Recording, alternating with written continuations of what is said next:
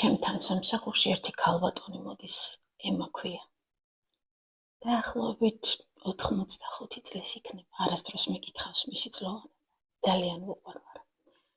ძლივს დადის, მოხუცია, შემოგორდება ხოლმე მისი როლატორით და ლეონეს კითხულობს.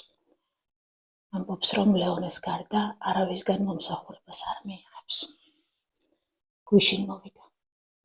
რომ დამინახა, კარები გაუღე, შემოვიდა და თვალები გაუნათდა სიხარულისგან.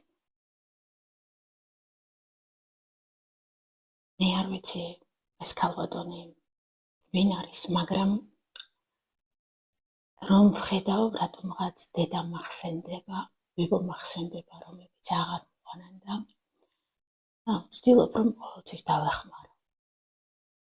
მერე სიცხისგან ცუდად იგრძნე თავი და წავედი მაღაზიაში, წყალი მოუტანე ცივი და არ გაგიშვებთ მეთქი, ისე თქო და ჯერ გამოკეთდით და მერე სახში მეწაგიყვეთ თქო. მერე ცუდად რო იყო, წყალი დალია, მოსულიარ და მადლობები მიხადა, ფეხსაცმელი მოიზომა რამოდენიმე, არც ერთი მოეწონა, ზოგს ქუსლი ჰქონდა მაღალი, ზოგს ცუდი ცხვირი ჰქონდა, ზოგს ის, ზოგს ეს და ბოლოს მითხრა, რომ საფრიფარეშოში წამიყვანე თუ შეიძლება, თუ უფლებას მომცემთ. რადგან ჩვენ კლიენტებისთვის, მომხმარებისთვის საფრიფარეშო არ გვაქვს ფილიალში და არა უშავს მეთქი, ჩვენ კი გვაქვს, არ გვაქვს მეთქი, მაგრამ მე წაგიყვანთ ჩვენთან თქო და წავიყვანე. შარვალი ვერ ჩაიწია.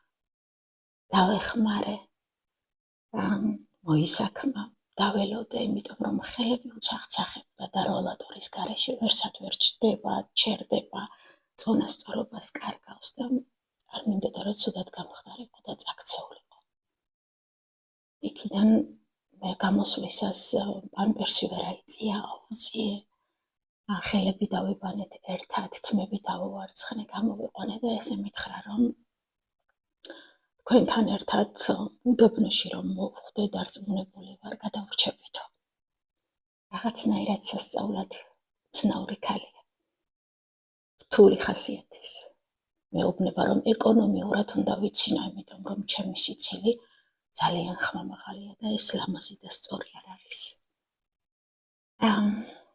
შემდეგ გამოვიყვანე. ვუთხარი, რომ თუ გინდა წამოდი ყავა დავლიოთ თქო. ყავაზე უარი მითხრა, მე 6-ის ნახევარზეო, საღამოსიო, პანსიონში უნდა ვიყო უკვე მისულია და ვერ გავჩერდები.